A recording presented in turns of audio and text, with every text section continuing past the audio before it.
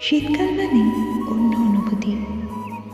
খুব মিস করি জানো তো, আগেকারে সেই সবাই মিলে গোল হয়ে বসে আগুন পোহানো, বড়দের দেখা যেত।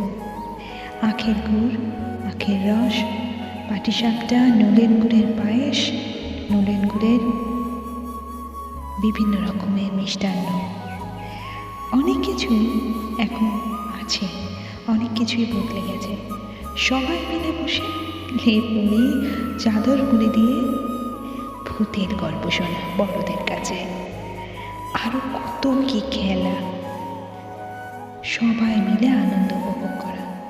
এখন মোবাইলের যুগ, তাই সবাই মোবাইলে ব্যস্ত, ফেস টু ফেস আনা খুব কমই হয়।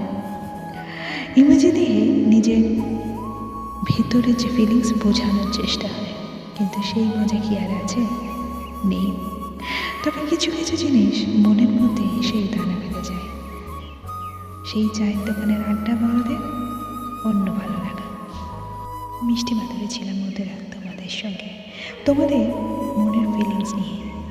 উইন্টার কেয়ার, ভালো থেকো, ভালো রেখো, টাটা, তিল দিন। আবার দেখা হচ্ছে অন্য কোনো দিন, অন্য কোনো ভিডিওতে। Like, subscribe and share.